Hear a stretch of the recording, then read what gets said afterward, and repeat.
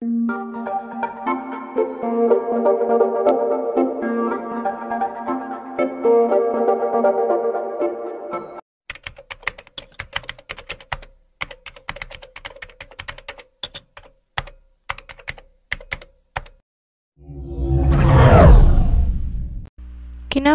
ay maagang umalis si Damian para magpunta sa restaurant. Sa totoo lang, hanggang ngayon, hindi pa rin siya makapaniwala sa pagbabago ni Damian sa kanya. Kaya hindi niya maiwasang mag-isip kung ano nga bang nangyari dito at kay Natasha. Pero ayaw niya na tong isipin pa. Ang mahalaga ngayon, okay na silang dalawa ng asawa niya. Buong araw ay busy siya sa panonood sa YouTube at pagtingin sa mga cookbooks. Gusto niya kasing lutuan ng asawa niya na masasarap na pagkain. Nakakahiya dito kung puro sunog na hotdog ang ipapakain niya. Pero halos isang oras na siya, hindi pa rin niya makuha-kuha ang tamang timpla ng mga pagkain niluluto niya. Napakadaming ingredients niya nang nasasayang. Halos maiyak-iyak siya sa kapalpakang nararamdaman.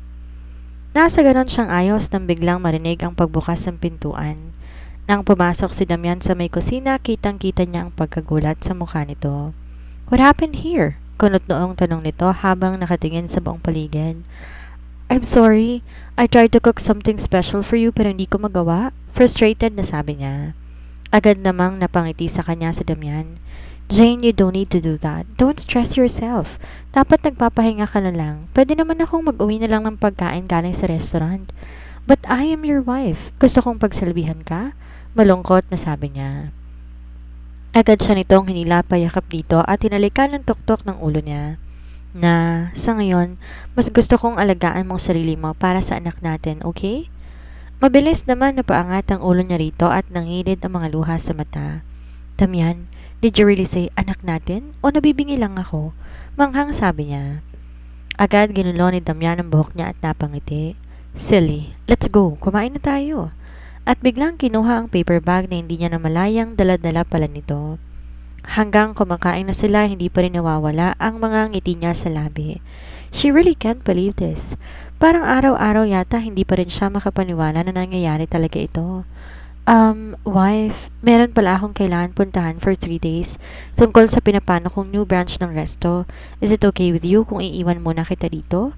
Seryosong sabi nito sa kanya. "Oo naman, that's perfectly fine with me." Ngiti niya rito. "Are you sure? If you want, pwede ka munang umuwi sa bahay ng parents mo para may "No, I'm fine. Don't worry about me." Putol niya sa sasabihin nito at ngumiti. "Di mo naman siguro ako pinapaalis?" "Of course not. Why would I do that?" Kunot noong tanong nito. "Wala. Natatakot lang ako na baka di ka na bumalik." Malungkot na sabi niya. "Jane, don't think about that, okay? Babalikan mo naman ako, diba?" Seryosong sabi niya rito. Agad tong napailing sa kanya. "Come here." Tawag nito at mabilis siyang lumapit dito. "Jane, do you trust me?" Seryoso lang siyang nakatingin dito. "I know maraming rejections nang natanggap mo coming from me, but I promised you, hindi ba? Kaya wag ka sana mag-isip ng kung ano-ano pa, okay? Baka ma-stress si baby paglabas niya." Ngiti nito sa kanya. "I love you, Damian, and yes, nagtitiwala ako sa mga pangako mo." Ngiti niya rito. "Thank you, Jane." Maybe someday she will also hear those 3 magic words back from him. "Hindi ako magsasawang maghintay ng araw na sasabihin mong mahal mo na rin ako, Damian." Kanina pa nakaalis si Damian pero malungkot na kaagad siya. Kung pwede sana sumama siya sa maleta nito kanina pero ayaw niyang magmukhang katawa-tawa sa harap ng asawa niya. Nang biglang makaisip ng pagkakabalahan. Siguro naman hindi magagalit si Damian kapag nagpunta siya sa restaurant. Agad siyang nagbihes at mabilis na nagpunta sa restaurant. Nang makarating, wala roon si Bianca, ibang babae ang naroon. "Good morning, ma'am. Table for how many po?" Tanong nito sa kanya. I'm here for Brian. Pwede ko ba siyang puntahan?" I'm sorry ma'am but he's busy. Hintay mo na lang siya after working hours." At parang biglang nag-iba ang timpla ng boses nito. Ganun ba? Maybe I can wait for him here. Thank you." At umupo sa upuang naroon. "I'm sorry ma'am but this is not a waiting area. Kung di po kayo order, pwede na kayong umalis." Bigla namang tumaas ang isa niyang kilay dito. "Oh, is that so? Maybe I can just wait on Damian's office?" "Damian's office?" Taas kilay din na sabi nito. And why would you go there? Are you related to Damian? Dinig na naman ng inis sa boses nito. Damian? Taas kilay pa ring tanong niya. So magkakilala ito at ang asawa niya since first name basis. But why she didn't know her? Yes, Damian. May problema ba? Aba, at antipatika ka ha? Jane. Kita niya ang nag-aalalang mukha ni Bianca. Bianca, you know her? Pwede bang patigilin mo na yan? She's annoying. Pero, agad siyang pinigilan si Bianca. Wait, Bianca. Let me introduce myself first to this bitch. I am Jane Mendoza Montemayor, Damian's wife. Ngisi niya. Kita niyang bigla tong natigilan pero agad ding nakahuma. So, ikaw palang babaeng patay na patay kay Damian. Oh, let me rephrase it. Babaeng pumikot kay Damian at gumisi rin sa kanya. How dare you say that to me? Hey, what's happening here? Sabay awat ni Brian nang dumating habang nakatingin sa kanilang dalawa. That girl is unrespectful, galit na sabi niya. Calm down, Jane. Let's go. Nakakaya sa mga customers. Doon tayo sa opisina ni Damian mag-usap. Aya ni Brian sa kanilang dalawa. No need. Babalik na lang ako bukas and I will surely report you to my husband. Inis niyang sabi at nagmarcha na paalis. Lumipas ang buong magdamag pero walang Damian na tumawag. Halos di siya natulog kahihintay sa tawag ng asawa niya. Alas 8 na ng umaga na magising siya kinabukasan. Nang buksan ang matay, parang mahapdi ang talukap dahil na rin sabitin siya sa tulog. Parang 2 oras lang yatang tinulog niya.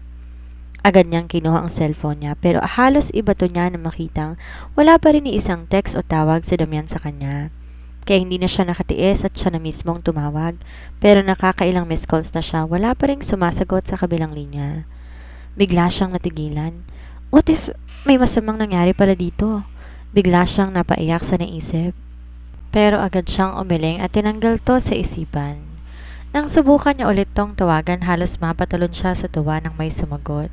Pero agad ding nabura ang ngiti sa labi ng boses ng isang babae nang marinig niya mula sa kabilang linya.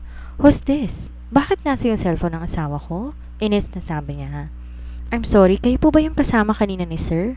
Lasing na lasing po kasi siya, baka pwede niyo po siyang balikan dito at sunduin. Sagot ng babae mula sa kabilang linya. Agad siyang nagulat. Kasama kaninang babae?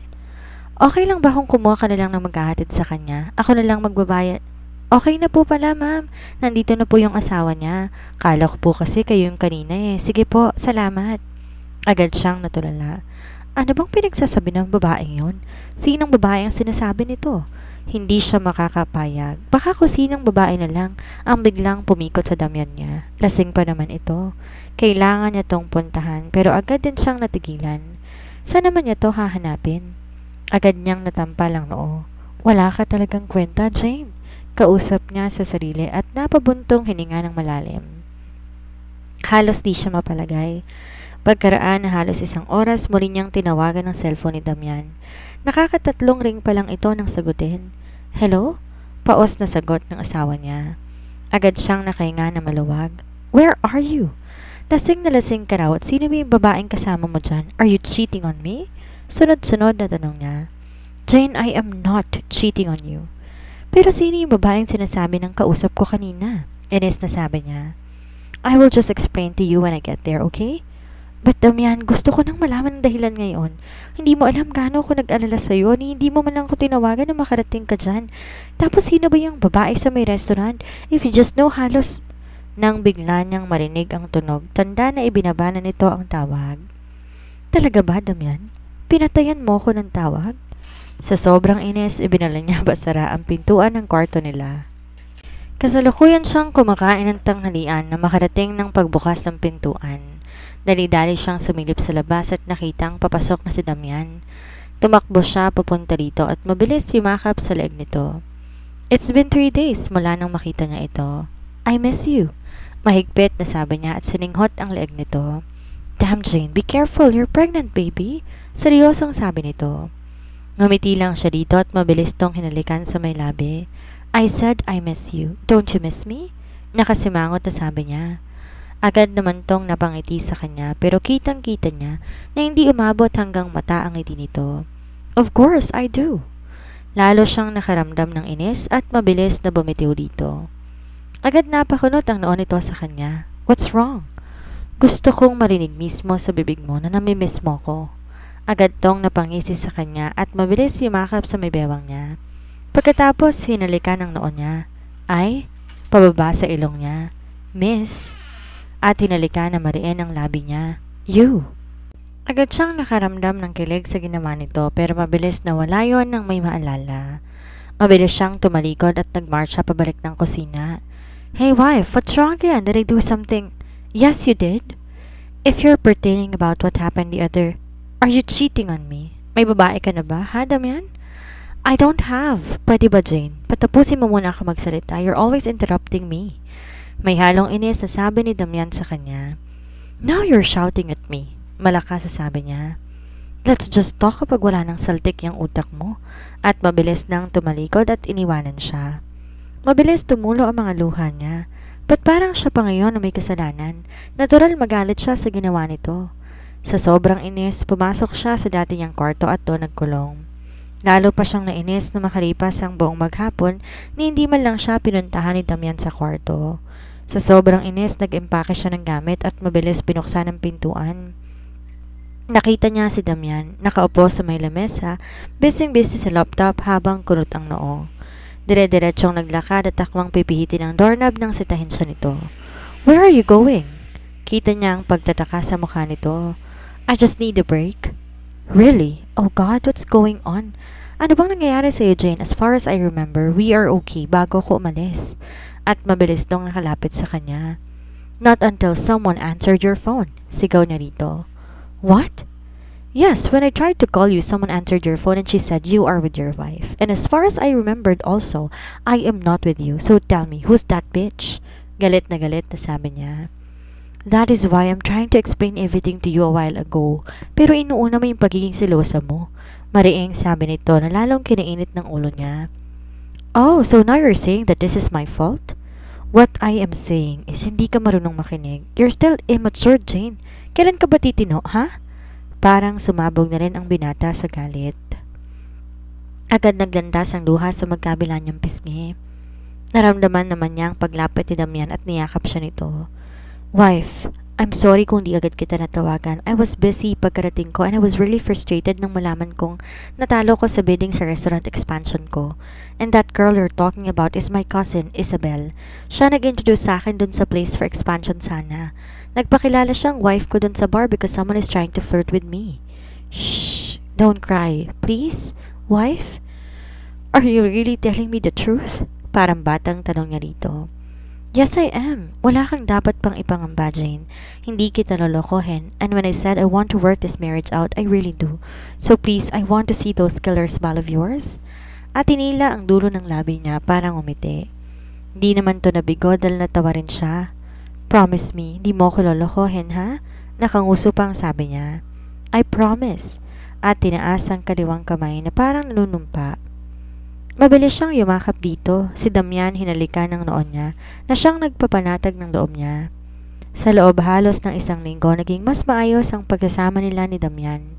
This day is their second monthsary as husband and wife, kaya gusto niya itong sorpresahin. Inayos niya ang dining table, naglagay ng mga candlelights. She wants this night to be romantic and memorable. She is really proud of herself dahil hindi pa naman kalakhan ang tiyan niya.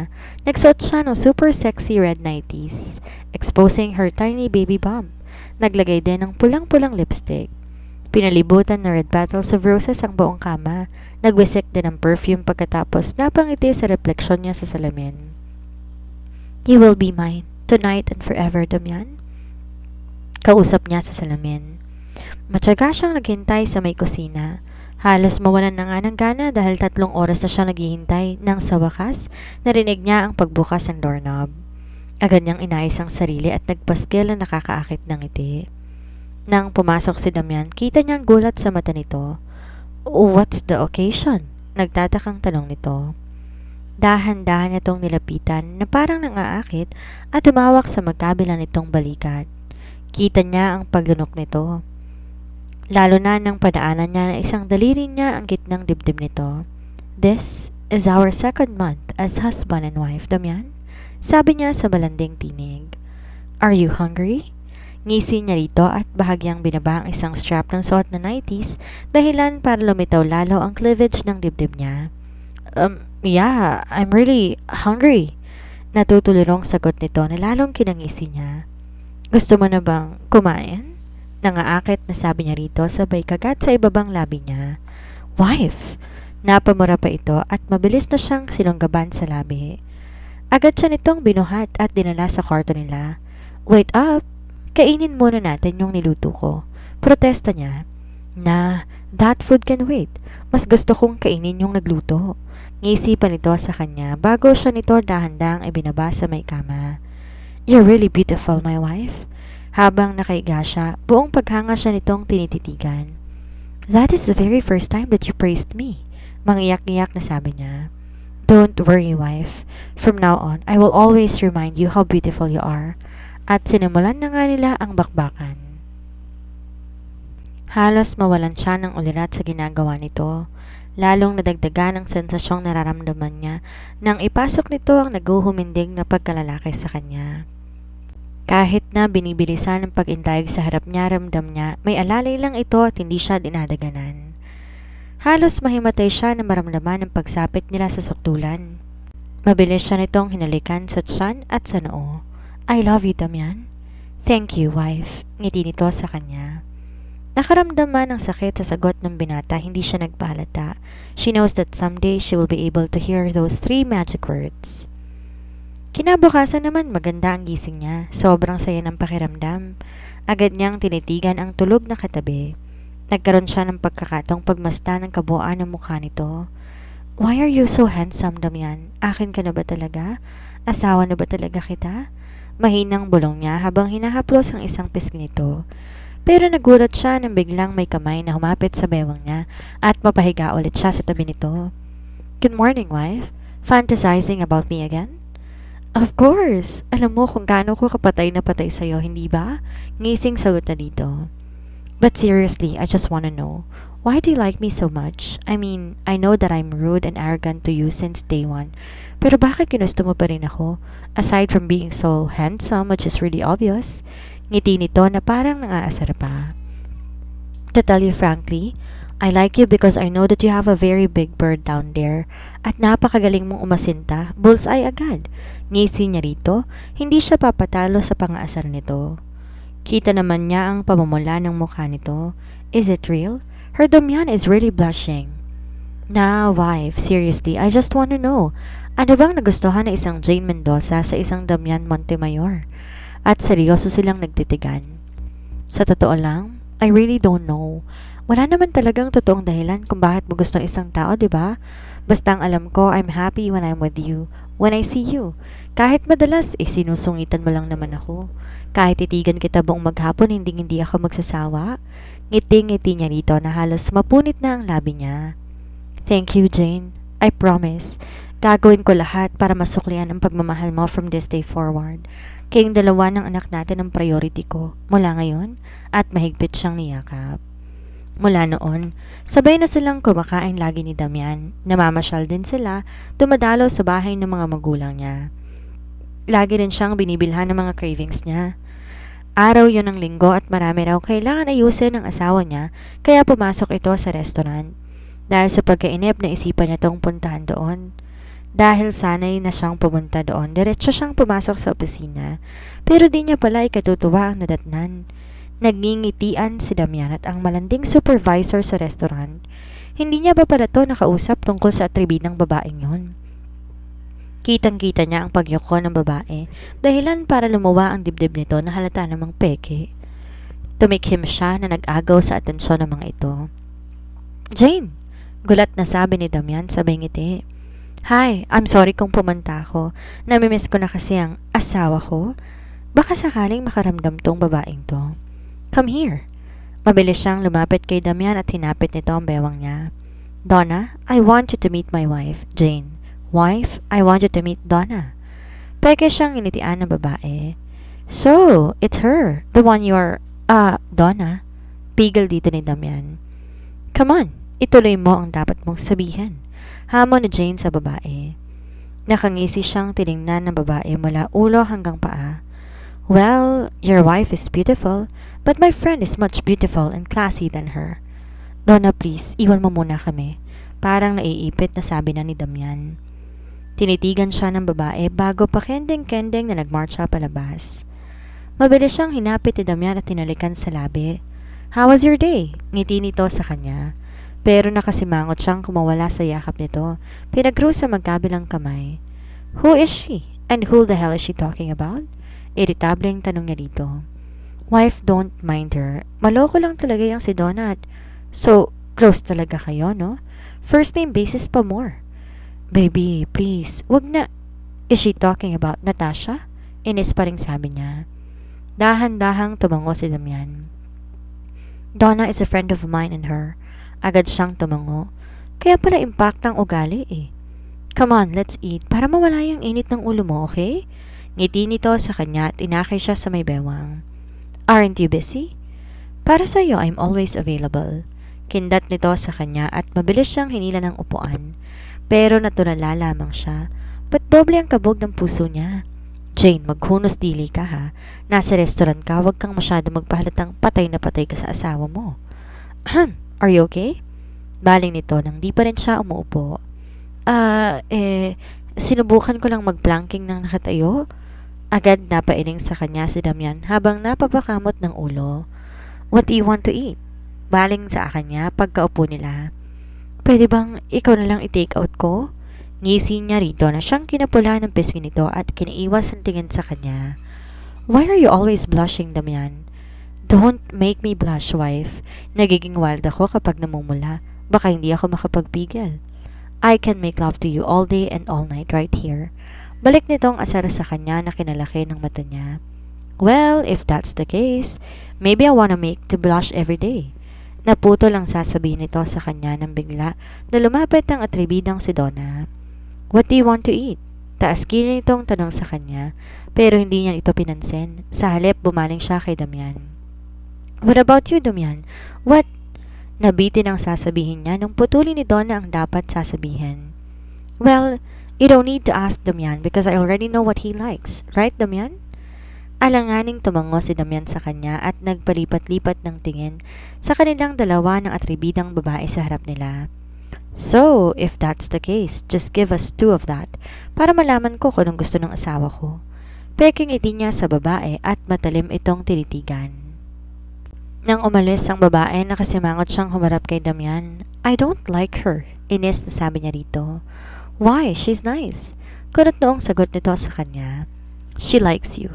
Seryosong sabi niya dito. Jane, you said you trust me, right? Yeah, I trust you, pero ang mangkukulam na babaeng yan, never. Padabog na ibinaba ng babae ang plato sa harapan niya, sabay siyang inisihan. Nang ibigay naman ng pagkain kay Damian, halos mapunit ang labi sa pagngiti. Galit naman siya nitong tinitigan. Sorry, I'm allergic to flakes. Baka lumabas yung silicone. Taas kilay na sabi niya. What? Oh my bad, I'm sorry. I hope wala namang nakarinig. Ngisi niya dito sabay takip na isang kamay sa bibig niya. Nang bumalik ang tingin niya sa asawa, kunot ang noon nito, titig na titig sa kanya. What? Kunot noong tanong din niya. You don't need to do that to her, Jane. Seryosong sabi pero hindi naman galit. I told you she likes you, inaakit ka niya. Kita niyang napalunok si Damian nang bigla siyang padabog na sumubo ng pasta at dilaan ng dulo ng tinidor. Inulit niyang muli iyon. Stop that! Pigil nito sa kanya. What am I doing? Palihim siyang napangisi. Let's go home. Seryosong sabi nito at biglang tumayo at mabilis na lumabas ng restaurant. Mabilis naman siyang sumunod dito. Wait, Damian, I'm driving my own car. I don't care. Sa akin ka sumabay. At pumasok na ito ng kotse. Ano bang problema? Bakit bigla na lang nagagalit? Gusto agad umuwi? Kala pa naman niya nagustuhan itong pagdila-dila niya sa tinidor. Don't do that in front of me ever again. Titig na sabi nito sa kanya nang bigla siyang hilahin ito at idikit sa pader ng may pag-iingat. Why? Kinakampihan mo na naman si No, not that. Silly. Sabay si Basib sa kanya ng halik. Pagka-uwi nila sa bahay, tuloy na naman ang bimbangan. Nang muli silang makaraos, mabilis tong tumayo at inabot sa kanya ang damit na nung una'y tinanggal nito kanina. Magpahinga ka, huwag ka na magluto mamaya, okay? Magte-take out ako ng food natin para di na kayo mapagod na dalawa ni baby. At mabilis itong hinalikan ng maliit tumbok pa niyang tiyan. I love you, baby. Kausap nito sa tiyan niya at mabilis na ring lumabas. Ilang minuto na tong nakakaalis pero tulala pa rin siya. I love you too, Damian. Yes. Alam niyan hindi para sa kanya ang I love you na yon, pero ba't parang kinikilig pa rin siya? Masyado siyang pinapasaya ni Damian. Mukhang blooming na blooming tayo ngayon na. Biro sa kanya ni Bianca nang minsang dumalaw siya sa may restaurant. What's new, Bianca? Alam mo namang always akong maganda. Sabay hawi ng buhok. Mukhang okay na kayo ni Sir ah. Mukhang masaya ka eh. Lagi ka sigurong nadidiligan. Asar pa nito sa kanya. Agad namang namula ang magkabilang pisngi niya. Indeed, sure up. Is it still time of work, Bianca? Napakaraming guests ngayon. Hindi to oras ng chismisan kahit asawa pa ng boss natin ang kausap mo. Taas kilay na sita ni Donna kay Bianca nang dumating ito. What's your problem? Sa pagkakaalam ko, pwede ako makipag-chismisan hanggat gusto ko because Bianca is on her break time. Biglang sabat niya rito at pinanlakihan to ng mata. Mabilis na siyang nitong inirapan at tumalikod na. Pwisi talaga yung babaeng yan. Ba't ba kasi nandito yan eh? Inis na sabi niya kay Bianca. Ewan ko ba kay Sir Damian kung saan niya napulot yung babaeng yan? Napaka-busi, feeling entitled. Inis din na sabi ni Bianca. Agad naman niyang hinila si Bianca sa may sulok malapit sa may kitchen. Bianca, I have a favor to ask. Seryosong sabi niya rito. Kunot na utong napatingin sa kanya at tila nagtatanong. Matyagan mo yung babaeng yan ha? Huwag na wag mong palalapitin sa Damian ko. Hey! Ay palakak! Biglang sigaw niya at napatingin sa nanggulat sa kanila. Anong pinagbubulungan niyo dyan ha? Pwede bang makisali? Ngiti-ngiti ni Brian sa kanilang dalawa. Bigla niyang nahampas sa may isang braso ang binata. Ano ka ba? Bakit ka ba nanggugulat? Gusto mo bang mapaanak ako nang wala sa oras? I'm sorry, mukhang seryosong-seryoso kasi kayo sa pinag-uusapan niyo eh. Agad niyang hinila ang ulo ni Brian at sabay-sabay silang naglipon na tatlo. Nakikita mo ba yung babaeng mukhang mangkulam na yan? Palihim na turo niya kay Donna. Napakending-kending na naglalakad. Who? Donna? Kunot noong sagot nito. Yes. What about her? Pantayan mo siya. Wag na wag mo siyang papalapitin sa Damian ko ha. Baka mamaya kulamin niyang asawa ko. Inis na sabi niya. Bigla namang bumitiw sa kanila si Brian at tumawa ng malakas. What's funny? Inis niyang tanong kay Brian. Nothing. You're really cute, Jane. At pinisil nito ang kabilang pisngi niya at tumawa. Aray, Bri! At akmang kukuritin niya rin to sa pisngi ng biglatong tumakbo. Akmang hahabulin niya to ng mga kasalubong niya, ang magkasalubong ng mga kilay ni Damian. What's going on here? Seryosong tanong nito at tinitigan silang dalawa ni Brian. Oh, hi Damian! Ngiti niya rito at tinaas ang isang kamay. Pero tinitigan lang siya nito at inis na tinalikuran. Agad nangunot ang noon niya. Patay na naman siya. Bakit mukhang Biyernes Santo na naman ang mukha ng gwapo niyang asawa?